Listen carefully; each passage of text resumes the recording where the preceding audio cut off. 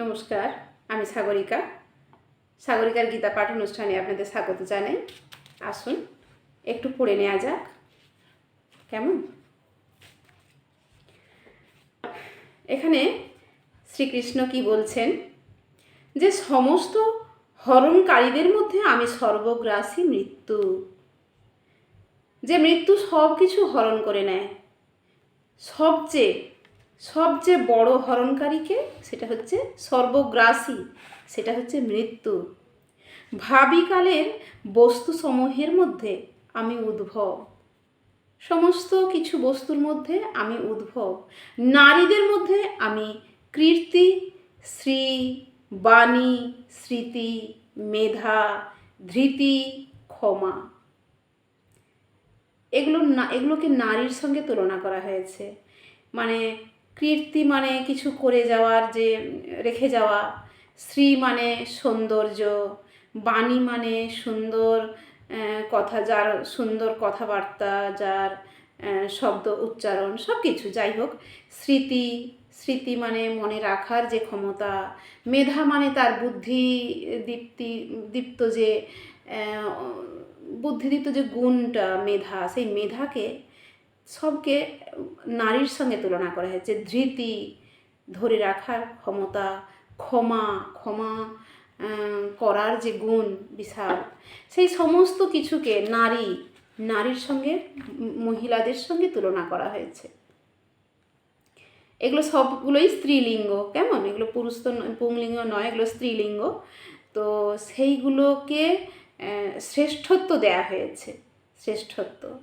সামবেদের মধ্যে আমি বৃহৎ সাম, ছন্দসমূহের মধ্যে আমি গায়ত্রী মন্ত্র রয়েছে, গায়ত্রী, সেই ছন্দ করে গায়ত্রী, ছন্দসমূহের মধ্যে আমি গায়ত্রী।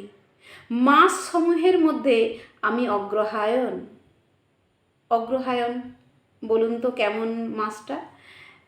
খুব গরম নয়, খুব শীত নয়, খুব বৃষ্টি নয়, সবচেয়ে সুন্দর অগ্রহায়ণ মাস। ঋতুদের মধ্যে আমি বসন্ত, কেমন? যেগুলো সবচেয়ে বেশি ভালো, শ্রেষ্ঠ, সুন্দর, সেগুলোই তো আমি, তার মধ্যেই রয়েছি আমি।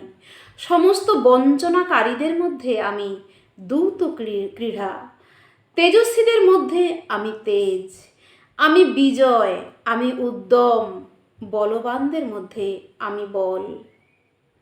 যা কিছু তুমি ভালো দেখছো, বিজয়, উদ্যম, মানে সবচেয়ে উদ্যম যার মধ্যে রয়েছে, সেই উদ্যমটাই আমি। যার সবচেয়ে বেশি শক্তি রয়েছে, প্রচুর বল দরকার, সেই যেখানে সবচেয়ে বেশি বল রয়েছে, সেই বলটাই আমি। হ্যাঁ, বৃষ্ণীদের মধ্যে আমি বাসুদেব, পাণ্ডবদের মধ্যে আমি অর্জুন, মুনিদের মধ্যে আমি ব্যাস, কবিদের মধ্যে আমি শুক্রাচার্য। ব্যাসদেব আমরা পড়েছি তো, ব্যাসদেবের কথা। আর যে পাণ্ডব, এই যে 5 ভাই, তার যদি আমরা তুলনা করি সব রকমের দিক থেকে, হ্যাঁ, তাহলে তার মানে মেধা, তার বুদ্ধি, তার বিচক্ষণতা, তার বল, তার সৌন্দর্য, সব কিছু দিক থেকে শ্রেষ্ঠ হচ্ছে অর্জুন। হ্যাঁ, তো সেইভাবেই সব কিছু কিন্তু এইভাবেই উনি বর্ণনা করে গেছেন প্রত্যেকটা জিনিসকে। দমনকারীদের মধ্যে আমি দণ্ড দিই। জয় অভিলাষীদের মধ্যে আমি নীতি। জয় বিজয় তো রয়েছে, জয় যারা পাবে তার মধ্যে নীতি থাকতে হবে। যেদিকে নীতি রয়েছে, ন্যায় নীতি রয়েছে, সেই দিকের জয়। তাহলে জয় অভিলাষীদের মধ্যে আমি নীতি। বাহ। আর গুচ্ছ ধর্মের মধ্যে আমি মৌন, এবং জ্ঞানবানদের মধ্যেই আমি জ্ঞান। যত জ্ঞানবান ব্যক্তি রয়েছে বা জ্ঞান রয়েছে, জ্ঞানী ব্যক্তিরা রয়েছে, তার জ্ঞানটাই আমি, তার মধ্যে সমস্ত জ্ঞানটুকুই আমি। হে অর্জুন, হে সর্বভূতের বীজ স্বরূপ তাও আমি। এই যে যা কিছু দেখছো, যা সর্বভূতের বীজ, তাও আমি, যেহেতু আমাকে ছাড়া স্থাবর ও জঙ্গম কোনো বস্তুরই অস্তিত্ব থাকতে পারে না। শ্রীকৃষ্ণের শক্তি বিনা কোনো কিছুই অস্তিত্ব থাকতে পারে না, তাই তাকে বলা হয়েছে সর্বশক্তিমান। তার শক্তি বিনা স্থাবর জঙ্গম কোনো কিছুরই অস্তিত্ব থাকতে পারে না, তা না? তাহলে তাহলে সেখানে সব কিছুই, হে পরমন্তপ, আমার দিব্য বিভূতি সমূহের অন্ত নেই। আমি এই সমস্ত বিভূতির বিস্তার সংক্ষেপে বললাম। যা কিছু তোমাকে বললাম, তুমি যেখানে যেখানে যা দেখছো, যেভাবে তুমি দেখছো, যার যেটা শ্রেষ্ঠ সেটাই আমি। মৃত্যুরূপেও আমি, দণ্ড দানকারী যমরাজ সেও আমি। কেমন? সর্বস্ব কেড়ে নেওয়া যে মৃত্যু, সেটাও আমি। ঐশ্বর্যযুক্ত শ্রী সম্পদ এবং বল প্রভাবাদির আধিক্যযুক্ত যত বস্তু আছে, সে সবই আমার তেজাংশ সদ্ভূত হয়ে জানবে। মানে আমি, আমার তেজ থেকেই সেগুলো সৃষ্টি হয়েছে বা আমি সৃষ্টি করেছি। হে অর্জুন, অথবা এই প্রকার বহু জ্ঞানের দ্বারা তোমার কি প্রয়োজন? এই যে এত সব, আমি আমার এক অংশের দ্বারা সমগ্র জগতে ব্যপ্ত হয়ে অবস্থিত আছি। আমি আমার একটা অংশ দিয়ে সমস্ত জগতের মধ্যে ছড়িয়ে আছি। সর্বত্র আমি রয়েছি, সব কিছুর মধ্যে আমি রয়েছি, সবার মধ্যে আমি রয়েছি। হ্যাঁ, তো সেটাই তিনি বলছেন।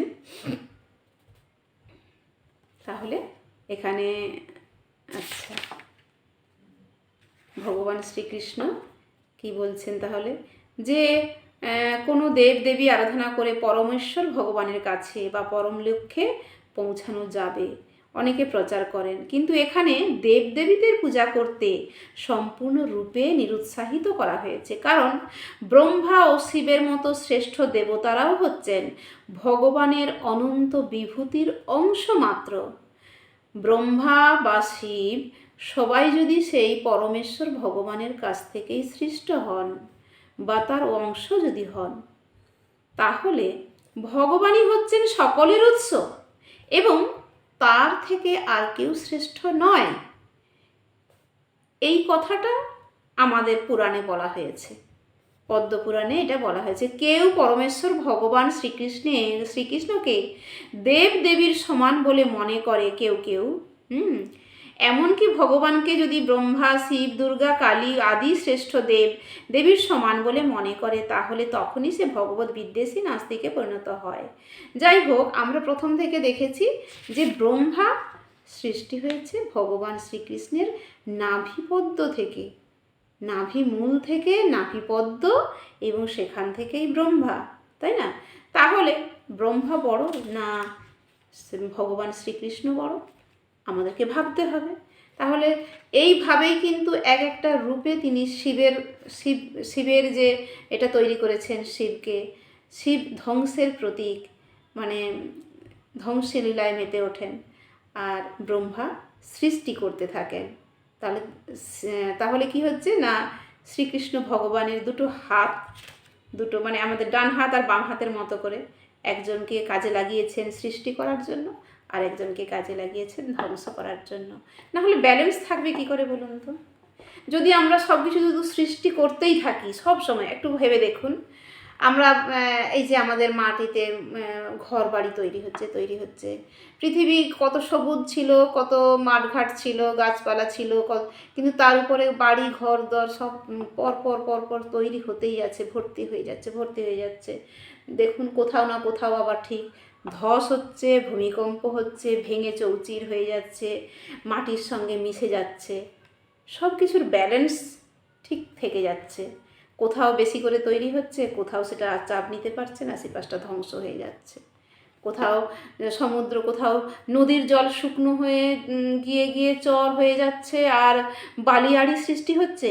আবার কোনো দিকে দেখুন ঠিক নদী গর্ত হয়ে আরও মাটি ধসিয়ে নিচ্ছে, আরও খেয়ে যাচ্ছে মাটিগুলো। হ্যাঁ, সেখানটা আরও এগিয়ে আসছে।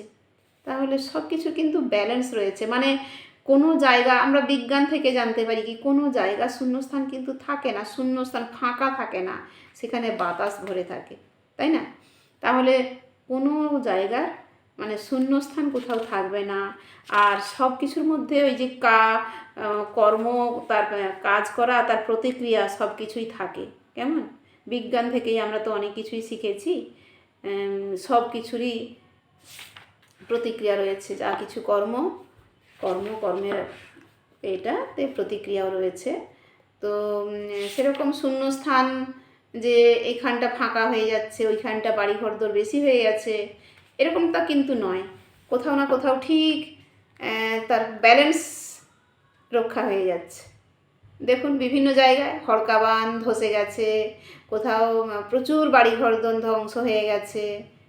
এইভাবেই কোথাও সৃষ্টি হচ্ছে, কোথাও ধ্বংস হচ্ছে। তাহলে সৃষ্টিকর্তা যিনি মানে তার একটা অংশকে লাগিয়ে রেখেছেন সর্বত্র ভালো করে দেখার জন্য, খেয়াল রাখার জন্য, কোথাও সৃষ্টি হচ্ছে আর কোথাও কাউকে দিয়ে ধ্বংস করছে, ধ্বংস করে করে সেগুলোকে মেরামতি করছে। আবার সেখানে দেখুন মাটি, যে বিশাল বিশাল বিল্ডিং ছিল সেগুলো সব ধসে গেছে, চাপা পড়ে গেছে, মাটি হয়ে গেছে। আবার কি কয়েকদিন পরে দেখুন সেখান থেকে আবার সেই ছোটো ছোটো গাছ হচ্ছে, গাছ দাঁড়াচ্ছে, উঠে দাঁড়াচ্ছে, জঙ্গল হয়ে যাচ্ছে, সেখানটা আর কিছু নেই। আবার দেখুন হয়তো একটা যুগ পরে সেখানেই আবার বনভূমি কেটে আবার বাড়িঘরদোর হচ্ছে। ঠিক রোটেশানে কোথাও না কোথাও সব কিছু হতেই আছে, তাই না? ব্যাপারটা এরকম। তো অর্জুন বললেন, আমরা একাদশ অধ্যায়ে ঢুকে গেছি। কেমন অর্জুন বললেন, আমার প্রতি অনুগ্রহ করে তুমি যে আধ্যাত্মতত্ত্ব সম্বন্ধীয় পরম উচ্চ উপদেশ আমাকে দিয়েছ, তার দ্বারা আমার এই মোহ দূর হয়েছে। আমার মোহ দূর হয়েছে। এত সব কথা কিন্তু আমাদের ভগবদ্গীতায় যা আমরা পড়ে এলাম, যা বাংলার যে অনুবাদগুলোই আমরা পড়েছি, হয়তো সেটাকে আর বেশি বিস্তারিত করে আলোচনা করিনি, কেননা হয়তো মানুষের বসে শোনার ইচ্ছে এতটা হয়তো হয় না, ভালো লাগে না, শুনতে ভালো লাগে না, এত ডিটেলস বলা হয়তো যাবে না, সেই জন্যেই হয়তো বাংলা অনুবাদগুলো আমি পড়ে গেছি। কিন্তু এই যে আমরা এত পৃষ্ঠা পড়ে এলাম, একাদশ অধ্যায় শেষ মানে শুরু হচ্ছে।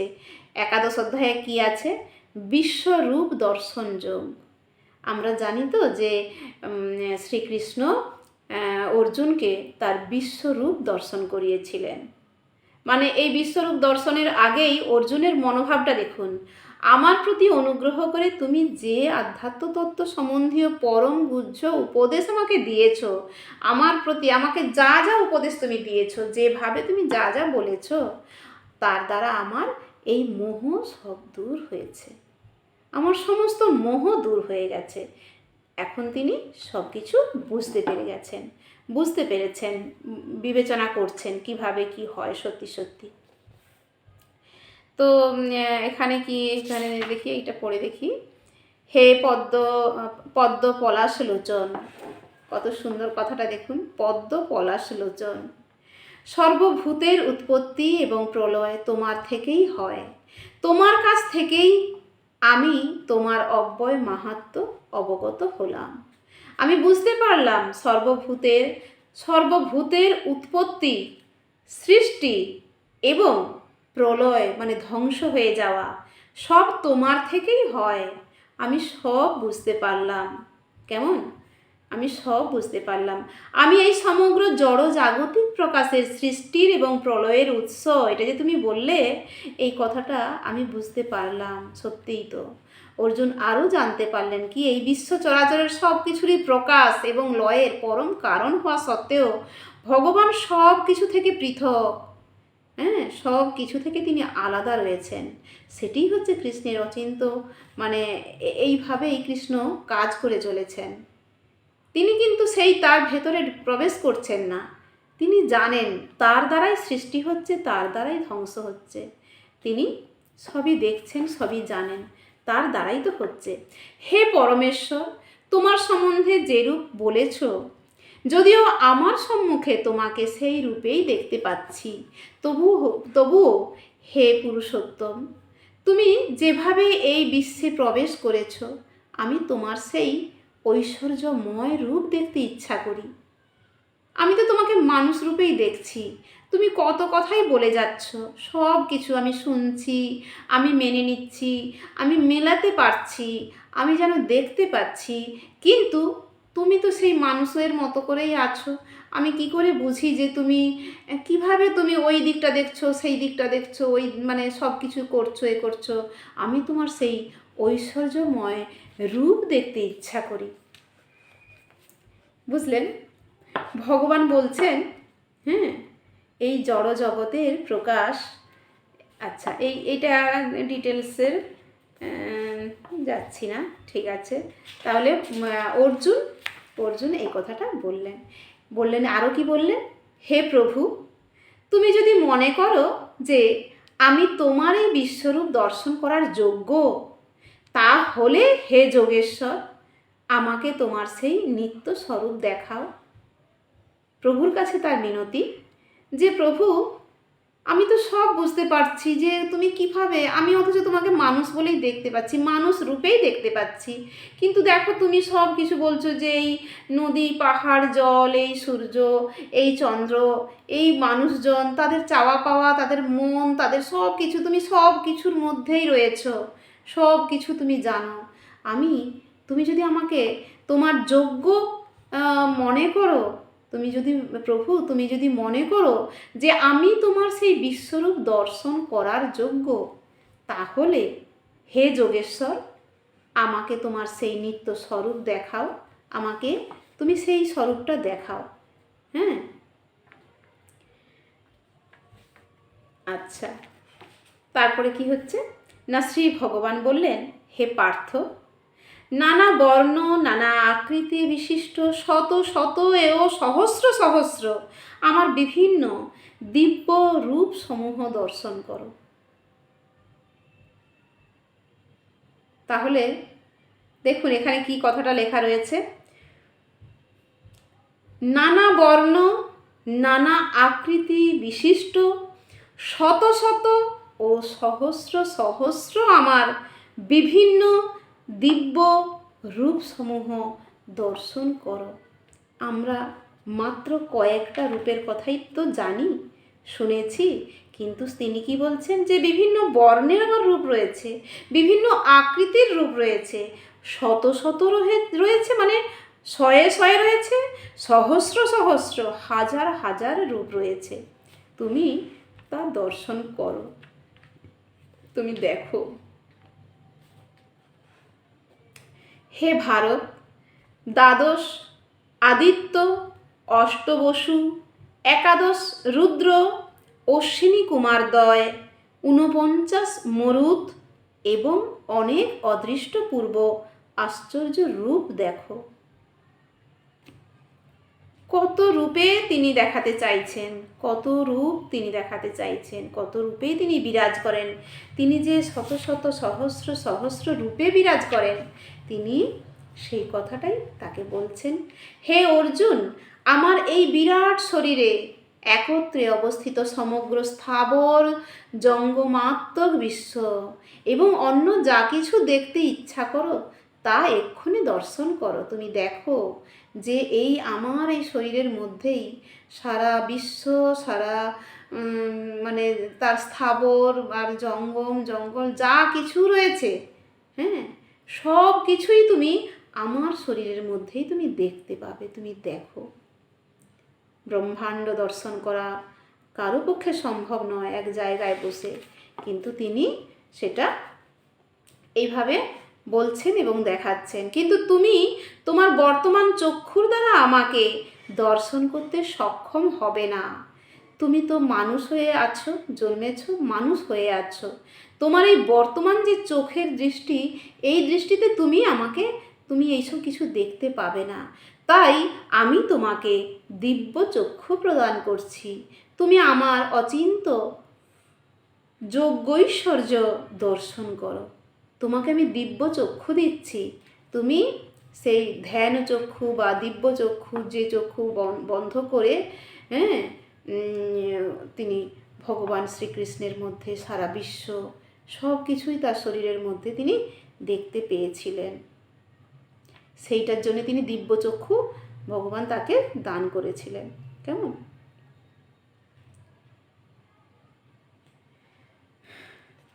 তাহলে এরপরে আমরা কি দেখছি আস্তে আস্তে করে।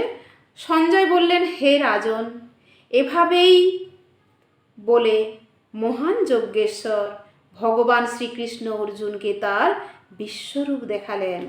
এই কথাটার মধ্যে আমরা কোথায় পৌঁছলাম? সেই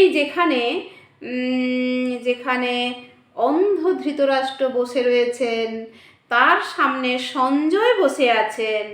সঞ্জয় হচ্ছে দিব্যচক্ষু পেয়েছিলেন, একটা আশীর্বাদ পেয়েছিলেন যে তিনি সেই ঘরের মধ্যে যেন সেই সম্রাট রাজা ধৃতরাষ্ট্রের সামনে বসে থেকে যুদ্ধক্ষেত্রে কি কি হচ্ছে, কে কিভাবে কিভাবে যুদ্ধের কৌশল তৈরি করলো, কে কিভাবে কার সঙ্গে যোগাযোগ করছে, কে কোথায় গেল, কি বলল, কি করলো, কাকে কতটা এগিয়ে গেল, সব কিছু সেইখানে বসে থেকে তিনি বলছিলেন। তাহলে তিনি এসে দেখুন, এই শ্লোকে এসে আমরা সেই সঞ্জয়কে আবার দেখতে পাচ্ছি। তিনি কি বলছেন, তিনি কাকে বলছেন? তিনি সেই আমাদের অন্ধ ধৃতরাষ্ট্র তিনি তো দেখতে পান না, আর সঞ্জয় তিনি দিব্যচক্ষুর মাধ্যমে সব কিছু দেখতে পান। তিনি সেই ঘরে বসে সব কিছু দেখতে পান। সেইখান থেকে তিনি বলছেন, হে রাজন, এভাবেই এই যজ্ঞেশ্বর ভগবান শ্রীকৃষ্ণ অর্জুনকে তার বিশ্বরূপ দেখালেন।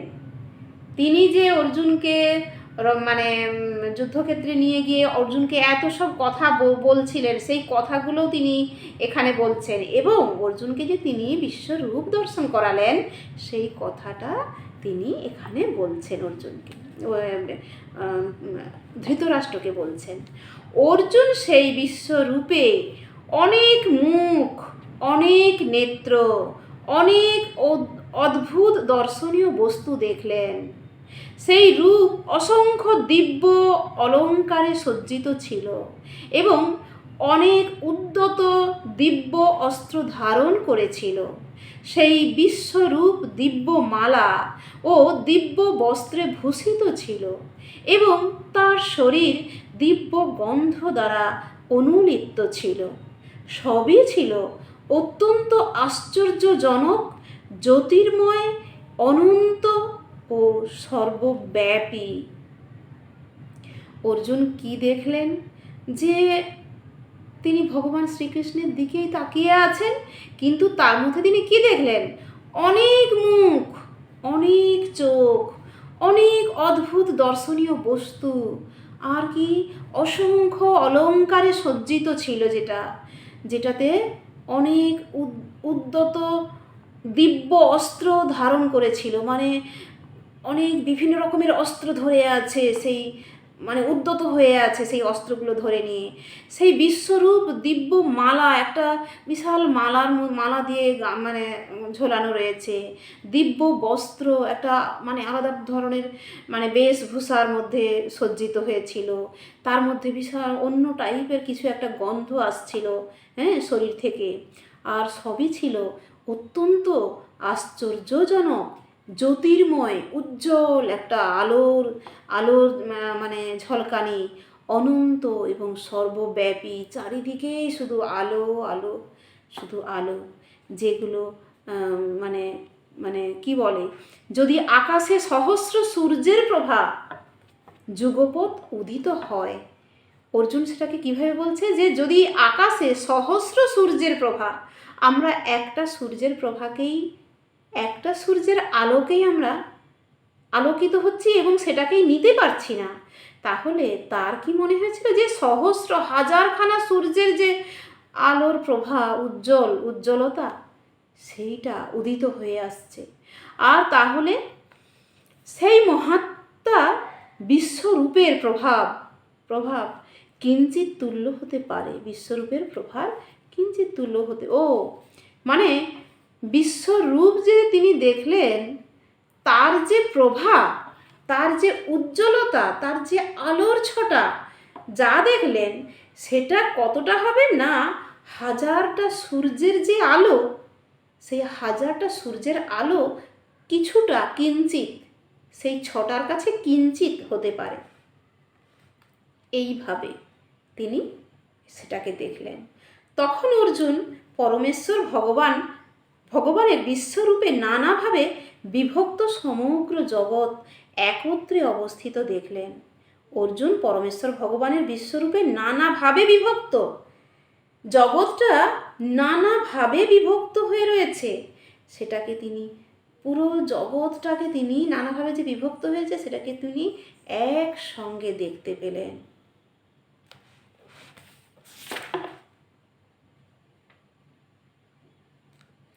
তারপর কি হলো? অর্জুন বিস্মিত, রোমাঞ্চিত হয়ে অবনত মস্তকে ভগবানকে প্রণাম করে করজোড়ে কি বলতে শুরু করলেন? হে দেব, তোমার দেহে দেবতাদের, বিবিধ প্রাণীদের, কমলাসনে স্থিত ব্রহ্মা, শিব, ঋষিদের, দিব্য সর্পদেরও দেখেছি তোমার শরীরের মধ্যেই। তোমার শরীরের মধ্যে সমস্ত দেবতাদের, দেবীদেরকে দেখছি, বিভিন্ন প্রাণীদেরকে দেখছি। কমল আসনে বসে আছেন ব্রহ্মা, তাকে দেখেছি, শিবকে দেখতে পাচ্ছি, ঋষিদের দেখতে পাচ্ছি, দিব্য সর্পদেরও দেখতে পাচ্ছি তোমার শরীরের মধ্যে। তাহলে আমরা কি অর্জুন কি দেখলেন? আমরা কি পড়লাম? আমরা আজকে কি পড়লাম? বিশ্বরূপ দর্শন পড়লাম। অর্জুনকে বিশ্বরূপ দর্শন করালেন। অর্জুন কি দেখলেন, কিভাবে সেটাকে অনুভব করলেন, হ্যাঁ, কি বললেন, কি কেমন লাগলো আজকে শুনে? ভালো লাগছে? মনে হচ্ছে যে আমরাও সেই জায়গায় যেন পৌঁছে গেছি। যাই হোক, পরের দিন আবার দেখা হচ্ছে। পরের দিনের জন্য বাকিটা আবার থাকুক। একদিনে বেশিটা পড়লে শুনতে আপনাদের ভালো লাগে না, হ্যাঁ? তাহলে আবার পরের দিন দেখা হচ্ছে। সবাই ভালো থাকুন, সবাই সুস্থ থাকুন। আমরা পরের দিন আবার এরপর থেকে পড়বো, কেমন? সবাই এসে একটু বসবেন, 15 মিনিট 20 মিনিট, হয়তো সারাদিনে একটু সময় পাবেন না? নিশ্চয়ই পাবেন। একটু শুনি না, দেখি কি আছে এর এর গূঢ় রহস্য, এর গুপ্ত জ্ঞান, এর যে যা কিছু জ্ঞান, যা কিছু ভাবনা চিন্তা, কথাবার্তা, সব কিছু একটু শুনি। ভালো থাকুন সবাই, কেমন? নমস্কার। হরে কৃষ্ণ, হরে কৃষ্ণ, হরি বল।